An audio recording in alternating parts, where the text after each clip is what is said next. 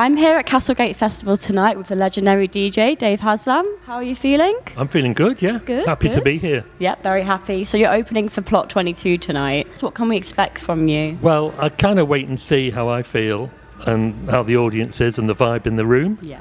But I played here before. I really like the venue, so it's great to be back. I mean, the genre I play is things I like. That's the main thing. But it'll be, quite housey. Yeah. But all genres, nothing too ear-melting.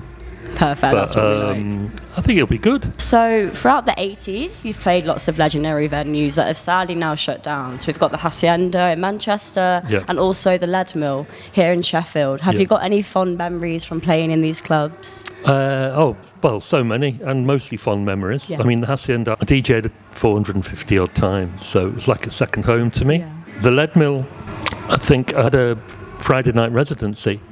86 to 87. They'd had a kind of like a goth night and they wanted it to be a bit more funky and dancey, so they asked me to come over and see if I could shift the music policy a bit.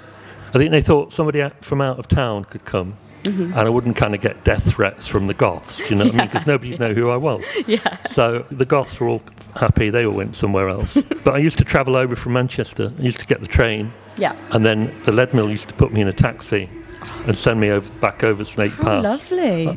I've been over to the Leadmill a few times before that, warming up for bands. Nice. And I feel like, I felt the Hacienda and the Leadmill, similar kind of family of venues. That seem to be people involved were doing it for the love, not the money. So it was a good vibe. Yeah. And moving on from that, how significant are venues like these, local and grassroots? And why is it important to keep supporting these venues when they're at risk of shutting down? Well, it's really important to support the grassroots. I mean, 95% of bands, solo artists, DJs, where do they serve their apprenticeship? In smaller venues.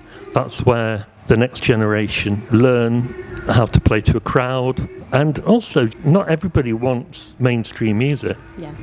I mean, I've always been into kind of slightly weirder stuff. And the people making the music that I like, they're not aiming for the mainstream. They're happy for an audience of a couple of hundred in a town. They know what they're doing isn't lowest common denominator.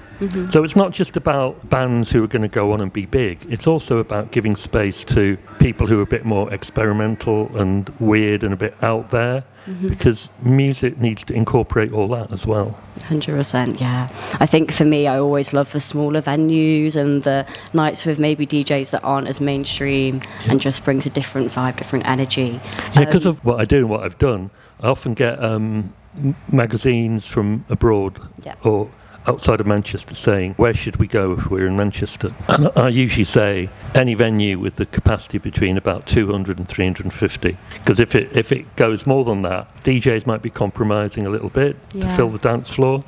It's like you should support your local shops and stop going to Tesco. I once had a T-shirt made that said "Disco, not Tesco," and that's kind of like my philosophy in life. I love basically. That. That's great. And finally, do you have a favourite night that you've played? Any of your clubs? Ever? Talking all the way back. I think it's about 40 years. The best ones are the ones that are a little bit unexpected. Obviously, I played places where I knew it was going to be great.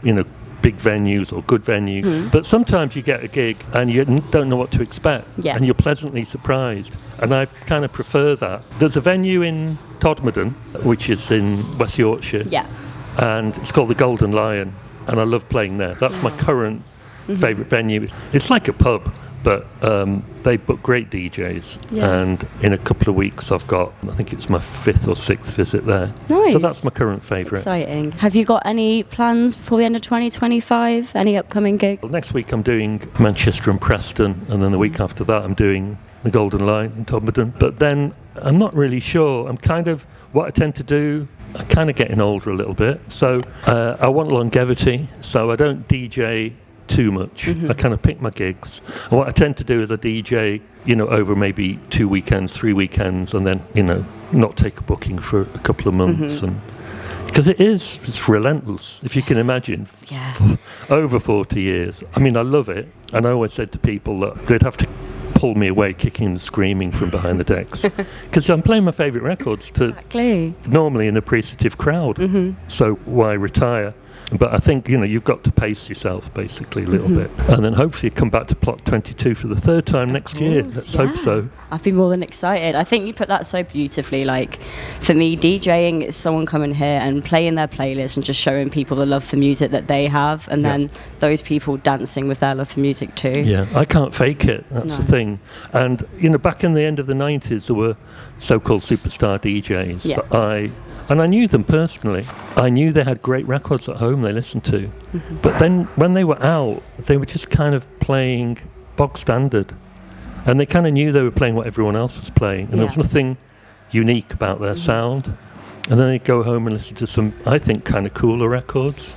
And I never kind of understood why there had to be that demarcation. So, you've absolutely got to love what you do, because DJing isn't all glamour and wonderful times. Every time you play, you climb a mountain, and if you're lucky, you manage that and you have a lovely view at the top. But sometimes you just feel like you're scrabbling around, so you've got to be quite tough to do it, I think. And you've got to protect your ears too. Yeah, my ears aren't too bad. Good. I don't think. But you have to protect your ears and just look after yourself generally. I don't drink alcohol now, for example, and I know quite a few DJs who've been doing it a while who have to kind of sober up, clean up their act a little bit. But then I think maybe lots of people are like that. You get to a certain age where you've got to look after yourself. So, because it is, like I say, I only want to retire if I'm ready. I don't want to retire for any other reason. So, whatever keeps me DJing keeps me happy. That's great. You're doing what you love, and I'm very excited to see you play tonight. But thank you so much for speaking to me. All right, thank you. And I hope you enjoy it. Thank you. Thank you.